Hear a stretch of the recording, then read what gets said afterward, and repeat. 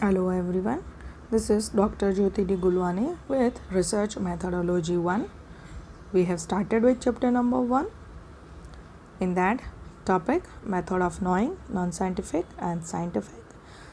Non-scientific methods, we have learned method of tenacity, method of appeal to authority, method of intuition. Then we have started with the scientific method. Under scientific method, we have learned 4 qualities of a good research. Number 1, reliance on empirical evidence, that is, it is based on the proof. Number 2, commitment to objectivity, that means it is fully based on the goals and aims. Number 3, qualified people are required at each and every stage of the research. Procedural and systematic, that is, it goes step by step. Now today we have to start with number 5, ethical neutrality, that is, it does not depends on any judgment. Always research is dependent on the facts. Science does not pass any judgment, or it is fully dependent on the facts. You can say that it does not say that they are good or bad.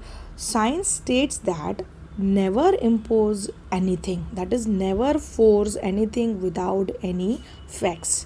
So here you can say that it is fully based on the ethical points. Ethical point, that is, which is based on certain facts, which is having certain standards. In short, you can say that. So full research is based on certain standard. Directly if you say that yes, I feel this and this, then it would not be accepted. If you say that according to me this should be there, it is your judgment. So according to the judgments, research work never works. So here you can say that a main scientific method is fully based on the facts. Then it is accurate. Why it is accurate? As we have discussed that firstly you have to identify problem, then you have to identify that on whom you want to do research, you have to identify certain area, then you have to do analysis, and finally as a researcher you are going to reach to a conclusion. Means it is going through so much of the procedure. That's why you can say that it is accurate. We cannot say that 100% it is going to be accurate, or each and everything result what is going to give us will be accurate. But you can say that in comparison of the non-scientific method, it is too much accurate because it is collected by you with the procedure, it is analyzed by you, and then finally you have reached to a conclusion. That's why it is more accurate in comparison of the non-scientific method. Next is exhaustive. Before going further with the exhaustive, let us make clear between two words, that is mutually exclusive and exhaustive. We have, or you have learned this word continuously in your statistics, that is mutually exclusive and exhaustive. Now what is the meaning of mutually exclusive? You have heard this word in the projects, that two projects are mutually exclusive and exhaustive. Mutually exclusive, that means which are similar to each other. They are not exactly same, but they are similar to each other. Take for example, if two projects are there, project A, project B. Now there can be similarities between these two projects. Similarities, that is, suppose cost of that project can be same, suppose 50 lakh, interest rate can be same, 5%, but only the minor difference between these two projects is that in project A you have to invest for the 6 years, and in project B you have to invest for the 7 years. Only minor changes there, but you can say that they are similar to each other. Project A, project B, cost is same, interest rate is same, but only there is a change in the period. So when there is a similarities between the project, it is known as mutually exclusive. Then exhaustive, that means they are different from each other, that is, they are totally not dependent on each other, they have different identity. For that, you can take example of the students. Suppose if 70 students are studying in TYBBA, take for example 70 students are studying in TYBBA. All are students of TYBBA, all are going to learn the same type of subjects, but here each and everyone has a different identity, that is known as exhaustive.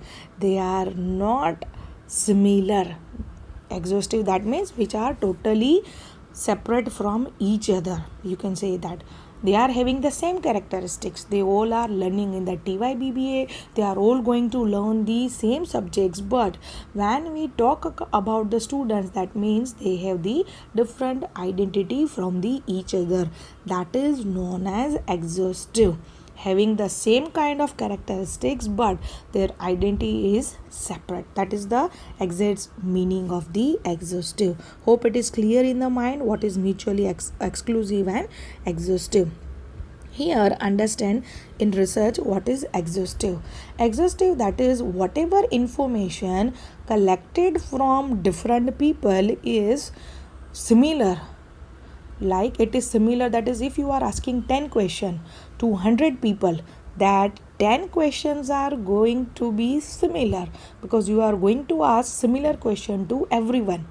Again repeating, whatever information collected from the different people is different at certain stage, but question which is being asked to them are similar. To 100 people you have asked same 10 question, but whatever information is generated from them can be different at certain stage. In that 10 question, if you have given 4 option, somebody will go with option number 1, somebody will go with option number 2, with option number 3, with option number 4. That means everybody has chosen different answers. And questions are same but answers are different from each and every one. So you can say that information is taken from the different people on the same topic, but here answers are different at a certain level. So it is a main thing which is a feature of the good scientific method. It is different, but out of 100 people, some will say same answer, some will say different answer. That's why it is included as a feature over here. Then generalization. Generalization, that is acceptability. Whatever results are collected from the work. Suppose you have done analysis and you have reached to the conclusion. That means you have given the result. If result is not accepted by the general people, then there is a no generalization. Generalization, in your words, you can say that it is a acceptance. If your result is accepted by the people, not by the whole people, but by the majority of the people, then it is known as the generalization. So whatever results are collected from the scientific method, majorly it is acceptable by the different people also. Why? Because proof is there, goal is there, evidence is there, qualified people were there, ethics were there, accuracy were there. That's why majority of the people are going to accept it. That's why you can say that generalization is there in the scientific method. Then next is verifiability. You can verify the given research work with the proofs. Obviously, whatever work you have done, you have collected certain proof related to it and then you have done the analysis. So if anyone wants to verify it, they can verify it with the proof. Verification, that is, you can say that by comparing, you can know that this result is right or wrong. So you can compare any result with the collected data. So you can do verification with the help of proof. Then last one is logical reasoning process. It is gone with the logics, that is it goes with the certain systems. So logical process is there. That's why this scientific method is better in comparison of the non-scientific method. So here we are concluding today with the features of scientific method, or which is known as qualities of a good research.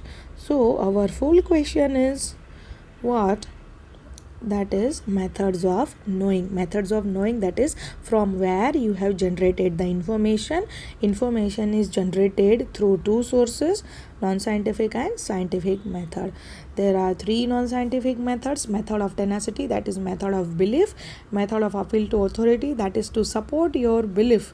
Whatever authorities are taken in consideration; method of intuition, that is method of guts; scientific method, that is step by step method. And we have learned the 10 features of scientific method. Number 1, which is based on proof, which is number 2, which is based with the objective.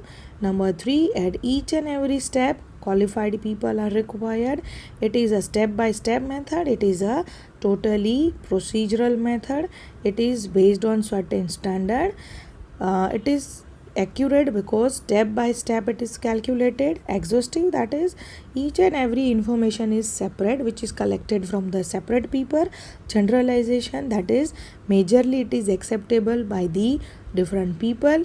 Verifiability, that is you can verify your work with the proofs, and it is with the logical reasoning, that is with the logic it is calculated and created. So here we are concluding today with the methods of knowing. In next video we will learn the next question. Till then, stay tuned. Goodbye.